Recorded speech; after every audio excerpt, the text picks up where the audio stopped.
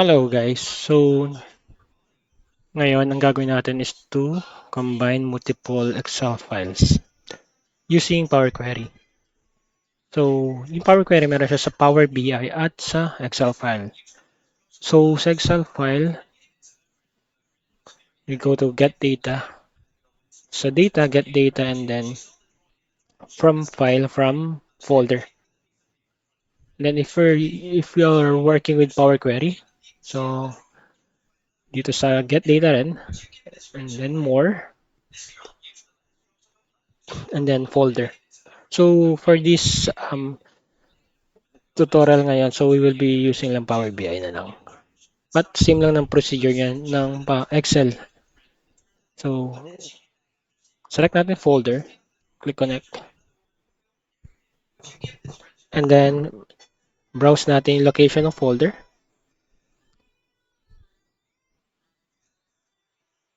So, meron akong sample dito. So, first we will be using same headers. So, yung kinumbine natin dito is yung meron tayong tatlong Excel files. So, sales ng January, February, and March. So, from here, just click combine and transform data.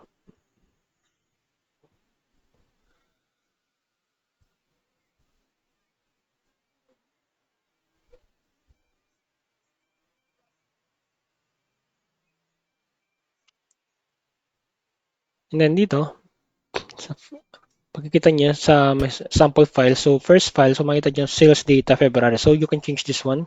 So pwede yung piling January as yung sample niya, file niya. And then sheet 1. Then click OK.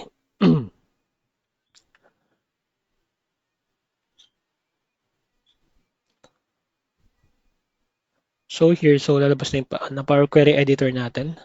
So mapapansin nyo, yung applied step sa kanan. So ito yung source natin, source. So makita folder.files. So ito yung kinuha ating location. So we can also use folder.contents. So explain ko lang sa in other video. So difference ng dalawa para meron tayong solid sample. But folder.files or folder.contents will do the job. And then ito yung mga applied steps niya. So transform expanded file hanggang change type. So kung makapansin nyo din, meron tayong helper queries dito.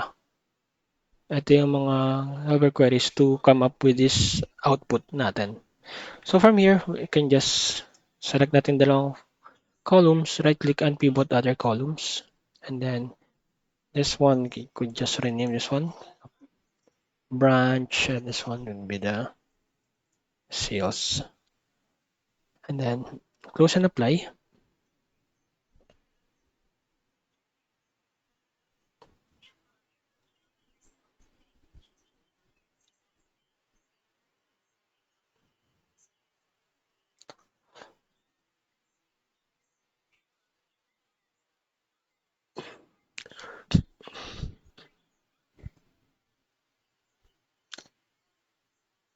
So, hintay lang natin matapos. Yan. So, kapag natapos na, so meron tayo dito yung unang file natin. So, to check, so may source name tayo dito. And click na source name, yung branch, and the sales. So, you can use the matrix here para makita natin. So, mapansin mo, meron siyang January, February, March, and then pare-pareho yung headers nila. So, ganito mag-combine ng data kapag pare-pareho yung header. Pero minsan, meron din naman tayong files na magkakaiba yung mga headers nila. So, sample natin. So, we have here yung different headers. Let's say, sales data, file 1, file 2, file 3. So, how do we combine pag ganito yung file natin? So, let's go again. Combine tayo ng Excel files from folder. Connect. Click connect. And then browse the folder. So, yep. So in this case, we have different headers. Click OK. So combine and transform data.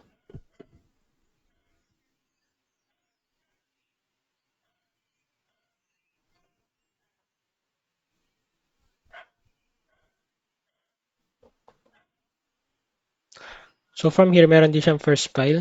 So nakalagay ito sales data file 1. So okay na ako dyan. And then lahat naman galing sa sheet 1 and then click natin yung OK.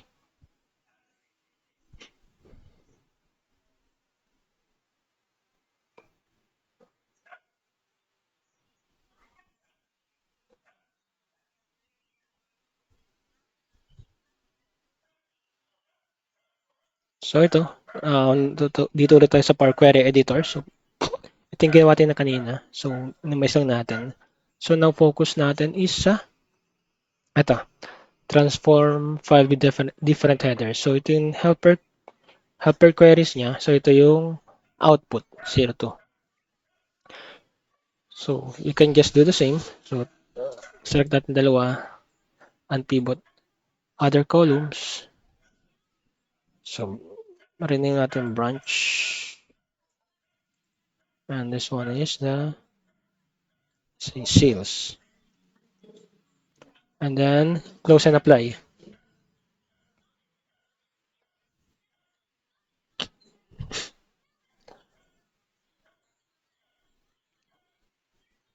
So we have here yung bagong data natin. So same thing, drag natin yung source name para makita natin. So meron tayong file 1, file 2, file 3, and then branch, and then the sales. So gamit na ulit natin matrix. Kung mapapansin mo dito yung file 1, since siya yung sample data natin lahat, itong apat na to is meron siyang data.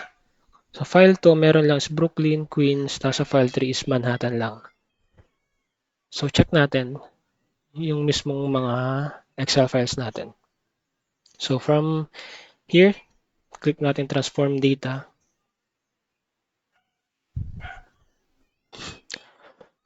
So balik tayo sa different headers na file natin and then we can go dito sa sa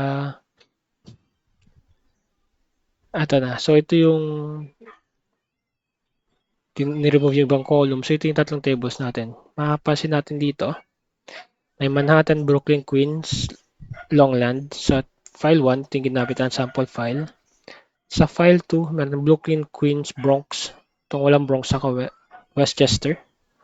And then pag table 3, so Staten Island sa New Jersey. Saka Bronx.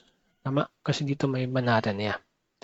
So ito yung mga wala. So may mga column sila na hindi magkakapareho. So ang problema dito, dito sa pag-expand ng column. So makikita nyo, expanded column, column name transform file. Kaya to siya transform file to kasi meron tayo kanina dito transform file. Itong transform file na una to para to sa same header. So itong transform file to dito siya. Dito sa different headers. So kung makikita nyo nga dito, tayo. Ayan, kinukuha niya yung sample file to which is yung may itong mga columns lang. So paano natin siya i-correct? So currently tanggalin ko lang mga itong mga natin, previous steps. So from here, name ko lang itong natin para mas mahaba kasi. So pwede mo name natin step 0 o kahit anong pangalan gusto niya. So click mo na transform file to, right click, and then drill down. So ang mangyayari sa kanila is magiging list sila. So from list, you will be getting yung niya, yung mga column names. So how to get yung table to, kailangan natin diyang transform din sa list. So list dot transform open parenthesis. Kung makikita nyo dito, ang nakalagay sa kanya list as list and yung transform as function. So next would be, so ito yung list natin. Next would be the function. So each table dot column names. So underscore, meaning ito yung iteration niya. So just close parenthesis. So makita natin to list, ito yung mga headers ng kada table. So what we can do here is pagsamasamahin natin yung mga list nila. So use the list.union.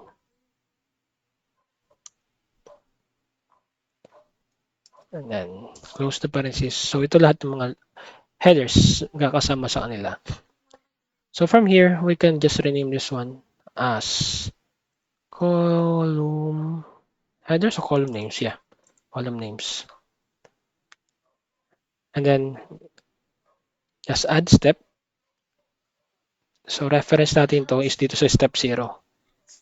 Kasi siya yung ano kanina gamit natin. So step 0, then we can expand this one. Expand natin, unclick natin yung original column name as prefix, and then click OK. So from here, makikita nyo dito pag-expand columns.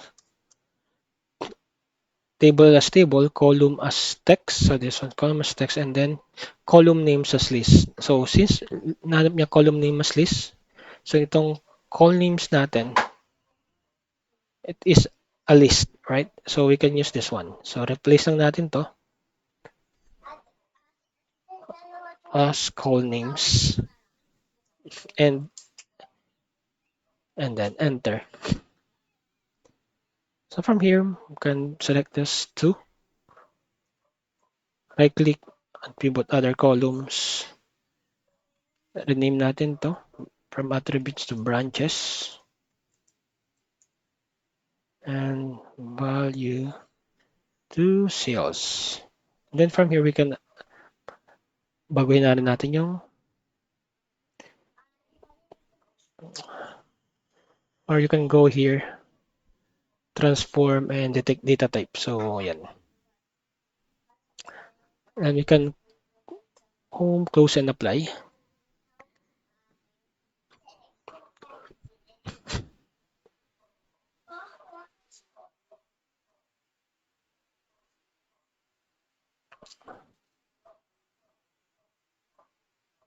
So from here, load na the source name tapos yung branches and then sales. So if we click this one, so makikita natin in kada file 1 meron siyang mga sarili-sariling column niya. Pwede mo din siya lagay sa columns dito. Yan. So kada isang file meron siyang 4 na branches. So that's how we combine Excel files. So another thing pala, kung mapapansin nyo, if we go back din sa Power Query editor natin, we have yung mga helper columns. Diba? But we can combine multiple Excel files without using this one. So if you're interested to learn that one, so just comment lang kayo dito and then I will create a new video on how we can combine yung mga Excel files without having this helper column. Kasi mas maganda, di ba, pag wala naman ito para mas malinis. Yep. Okay, so that's all. Good night.